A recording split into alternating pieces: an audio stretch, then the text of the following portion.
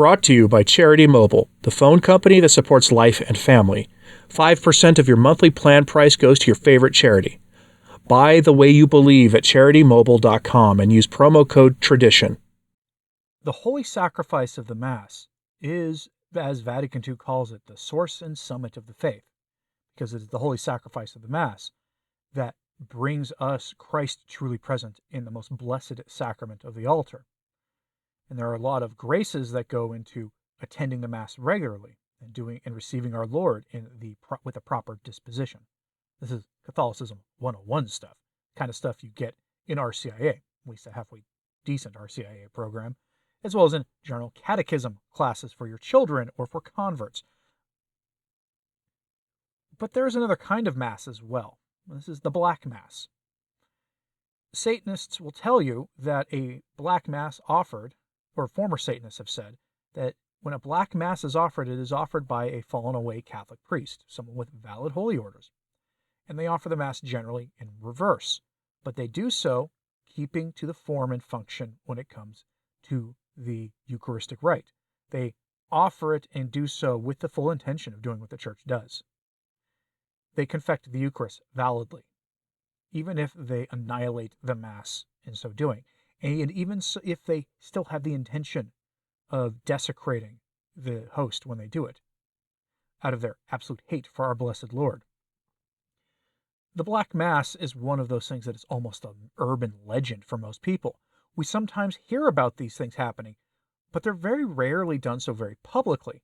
I'm reminded of a story in my own diocese in Oklahoma where the Archbishop here was notified that there was going to be a Black Mass offered with, instead of a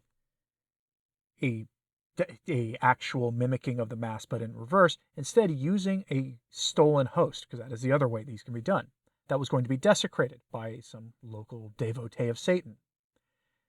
And the result was that the Archbishop used the legal system to stop this from happening. Yes, the secular legal system. And his reasoning was that only a Catholic can receive Holy Communion, and the person doing so is not a Catholic, the person doing this diabolical mimicry of the Mass. And as such, he stole the sacrament.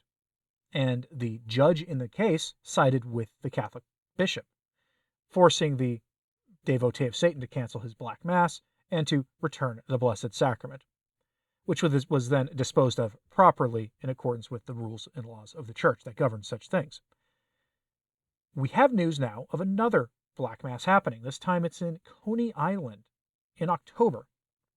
The Coalition for Canceled Priests and several other groups are coordinating to try to get people to sign a petition to stop this from happening. We're going to use the version of this from Tradition Family Properties website, tfp.org, with this sort of headline: Protest Cony Island sacrilegious Black Mass called one of the cities destroyed by God in the Old Testament, whose name you can't even say on any social media platform without getting in trouble, by the seashore. I guess Cony Island is a pretty rough place, if that's what they're calling it these days. But there is one planned for October 20th. And I can't imagine this is obviously going to be good for any reason that it would be good for either the people of New York or the United States or anything. In fact, my suspicion is it's offered on October 20th because that's just 2 weeks before the coming November contests. And if you'll remember, back in 2016, when this happened, and in 2020, self-described witches actually engaged in their diabolical arts as well to influence the outcome. I know, I wish I was joking when I say that, but unfortunately, the messing with the infernal is never a laughing matter. But here is what this press release has to say. Quote, when I came across this depravity, I was shocked beyond words. On October 20th, Cony Island, USA will be having a Black Mass at their multi-arts center, which they describe as a celebration of blasphemy and sin.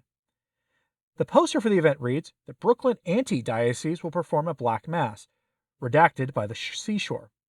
The description for the event declares, Black Mass is a celebration of blasphemy and sin, combining irreverent disregard for typical religious mores and with chaotic, consistently poignant ritual acts carried out by a clergy comprised of internationally renowned multidisciplinary performance artists. Nothing is sacred, anything may happen. It goes on to say Black Mass invites you to free your soul. The you that enters will never leave. 2,000 years ago, this is now no longer quoting it, this is from the actual press release. 2,000 years ago, the forces of evil had such a hatred for our Lord Jesus Christ that they decided to end him in a most ignominious way. As we know, after the passion of our Lord, he rose from the dead and ascended to heaven. Today, Satan's henchmen can no longer crucify our Lord, and so they go about attempting to humiliate him in other ways. Black masses are one of the worst ways that they do this because it mocks the holy sacrifice of the Mass, the unbloody renewal of the sacrifice our Lord made for us on Calvary. And then they ask you to please sign their petition. And I will have a link for it today in my show notes at returntotradition.org. If you have a hard time finding it, it's in the post for this video today. It'll have a title similar to this video or to the live stream I did this morning. Either way, you should be able to find it pretty easily. Or sign theirs, or the Coalition for Canceled Priests one that's on their website. But please sign it. And I am not a believer in petitions at all. The only things I've ever seen petitions ever successfully do are the bringing back of consumer products that were canceled by a corporation for one reason or another. And then there was enough public demand for it to return that they brought it back, maybe just not in as much market dominance as it had been before. But that's it. That's the only time I've ever seen them work. I have literally never seen them work for anything having to do with politics or the life of the church. But this is at a community center. So it could very well be that enough public pressure placed on the people running this place could result in this thing being canceled. This is not a joke by any stretch of the imagination. The people there may think that they're just trying to trigger the religious people that they find so just detestable. That might be what's going on here as their motivation, because they don't identify themselves as a group of people who actually believe they're worshiping the devil. Now, here's the fun thing about worshiping the devil. You don't actually have to believe you're worshiping the devil to actually be worshiping him. Because at the end of the day, the devil doesn't care if you worship him or not. All he cares about is whether he can get you to take your eyes off the Lord and turn it to some idol you created for yourself. Usually the idol you see in the mirror every day when you're brushing your teeth or shaving or whatever. That's the only thing he cares about, is getting you to worship something other than our blessed Lord. That's it. That's all they care about. And so, while these guys may not think they're actually worshiping the devil, they are certainly serving him by mocking the faith. And you have to ask, they do not give very many details here. Are they using a stolen host? If so, perhaps the diocese there in New York can petition the courts to intervene because they're using stolen property. Look to what Archbishop Coakley did in Oklahoma City for how to handle this properly. This needs to be stopped, and the courts can intervene. There is still time, though not much, by the time you're seeing this video.